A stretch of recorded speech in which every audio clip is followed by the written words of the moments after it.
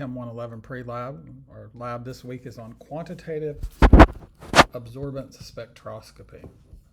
Let's talk about some useful terminology. First, we have colorimetry, which is a term that sometimes you'll hear related to what we're doing today. Colorimetry is the use of the human eye to determine the concentration of colored species. Often used for things like paint matching. Spectrophotometry is the use of instruments to make the same measurements. It extends the range of possible measurements beyond those that can be determined by the eye alone. Also, it's a quantitative measure, so we'll get numbers out we can compare, and we can actually calculate exact values of things like concentrations.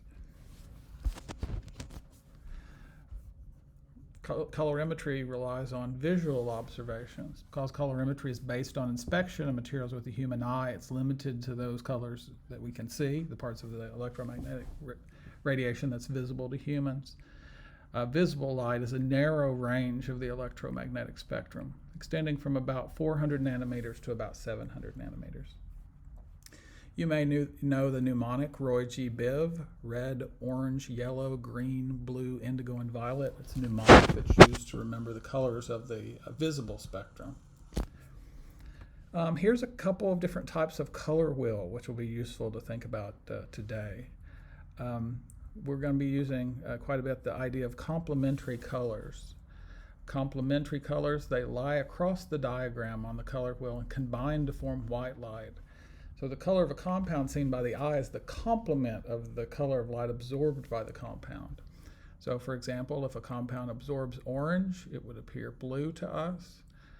If it absorbed blue, it would appear orange to us. Here's two different representations of a color wheel. I like this one because it's sort of a gradient of color that goes all the way around, whereas this is cut more into blocks of color and doesn't show the slow change as we go around the color wheel.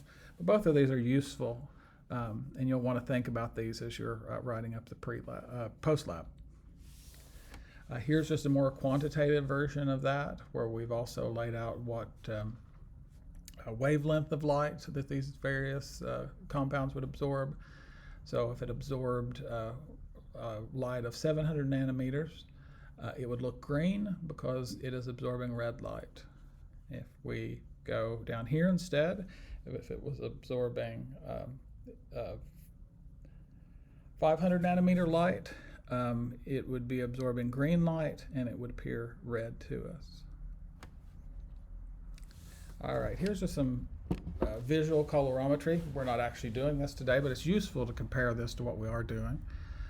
For intensity, for light shining through a colored solution, the observed intensity of the color is found to be dependent on both the thickness of the layer and the path length.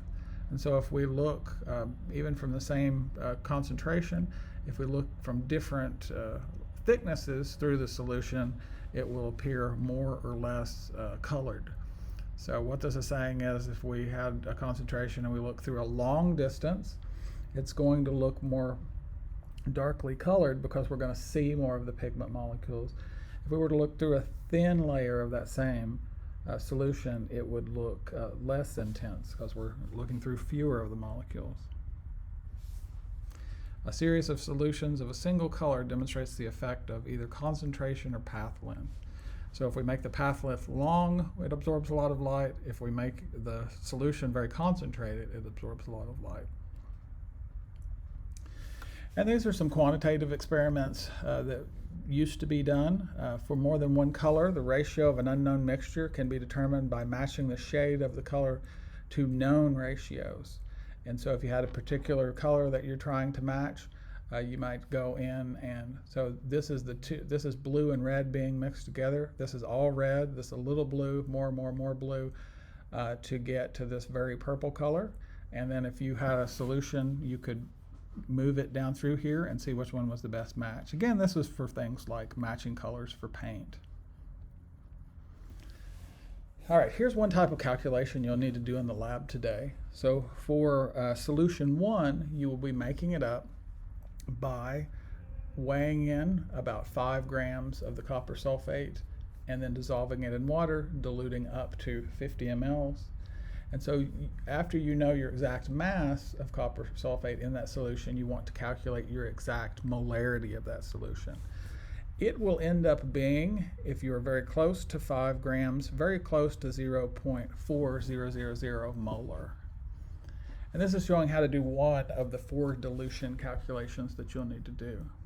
And so then for dilution, you have MDIL, so the molarity of the dilute solution times the volume of the dilute solution is equal to the molarity of the standard, what you weighed out, what you've calculated, which should be about 4, times the volume of the standard. And I've picked the solution 2, where you're going to put in 25 mLs of the standard and about 25 mLs of water to bring the total volume up to 50. And so if we go through and solve for the concentration of the dilute solution, we'll end up with our standard solution, which is again about 0.4 times 25 mLs is how much of the standard solution was used, and then it was diluted up to 50. And so what's happened is the volume of the solution has been about doubled, and so the concentration of the solution is then halved. Okay, and you'll want to do this calculation 4 different times for solutions 2, solution 3, solution 4, and solution 5.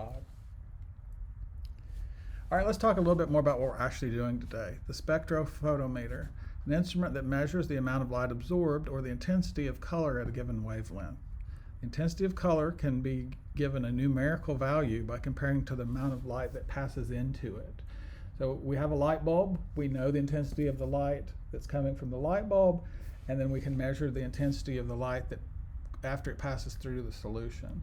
These are quantitative experiments, and we can think about transmittance, which is how much of the light makes it through, or absorbance, which is how much of the light that gets blocked. And these are going to be inverses of each other. So here's what we're using today: the Beer-Lambert law, or also known as Beer's law, the linear relationship between absorbance and concentration of an absorbing species. A here is absorbance, capital A here is an absorbance, lowercase a here is molar absorptivity. Okay, this molar absorptivity depends on the identity of the absorbing species. So each different chemical that you might have dissolved in the solution will have a different A. B is the path length in centimeters. This is often 1 centimeter. The diameter of the cuvette will determine what the value of B is.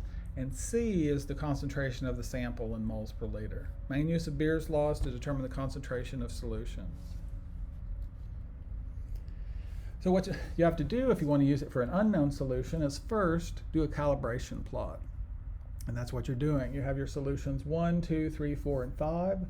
You're going to know their concentrations, you're going to measure their absorbances, and you're going to form a calibration plot.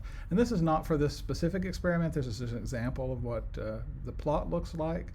In this experiment that I pulled from online, they have a concentration here in parts per million. Your concentration will be in moles per liter, and then a measured absorbance. But nonetheless, you'll plot your concentrations in molarity, plot your absorbances, and you'll get a line. You'll do a fit on that line, and from that line you will get a slope. The slope is the value of A times B, the path length times the molar absorptivity constant. And in this particular example, it would be 0.0484. Yours will be different than this. This is just some data that I took from online. But you'll want to plot these, and this gives you the value of A times B. Once you know A times B, then you can go back and measure the absorbance for your unknown solution. You will now know A times B, and so you can divide the absorbance by the slope, and that will give you the concentration of the unknown sample. So what's it look like? What's an overview of what the equipment is doing here? So we have a lamp that emits white light, a lens that focuses it, a monochromator which takes and splits out a specific wavelength of light that we're interested in and then sends it through the sample. We have our sample cuvette, which contains our solution. It goes to a detector. The signal is relatively weak. It goes to an amplifier to get amplified, and then goes to a readout and gives us a number at the end. So here's some tips and tricks. First, you want to notice with the cuvettes are rough on 2 sides, and they're smooth on 2 sides. You want to make sure to line up the cuvette so that the light goes through the smooth sides. You want the smooth sides, when you load the sample, to be clean and dry. you want to hold the rough sides. The rough sides are to make it easier for you to grip. So you have the two rough sides on there that you'll hold with your fingers when you're moving the solution about. You want the light to go through the smooth sides. Okay, here's some lab details. Get a 50 ml volumetric flask and make solution 1 starting from the solid. And here's the big one where mistakes will happen. Solutions 2 through 5 are made by pipetting different volumes out of solution 1. So you pipette from solution 1 to make solution 2, from solution 1 to make solution 3, from solution 1 to make solution 4, from solution 1 to make solution 5. Okay, the copper stock solution is solution 1. You'll pipette out of it to make solution 2, 3, 4, and 5. You want to keep your prepared solutions in labeled beakers. You want to calculate the molarity of the prepared solutions and show to your TA, or as I circulate through, you can get me to look at it. Follow the calorimeter setup directions to calibrate. Really important here is number 6, I guess the first number 6, click the keep button to collect the data. You don't want to click stop until you are totally done with all the experiments. Stop will totally stop data collection. Your TA will assign you 2 unknown samples. Those 2 unknowns, you will identify the concentration of copper in those. Waste disposal, all waste is placed in a waste jug in the hood. And for cleanup, rinse the pipettes, volumetric flask, and cuvettes into the bins that you found them in. So to reiterate, everyone in the lab for safety must wear goggles and lab coat throughout the whole time.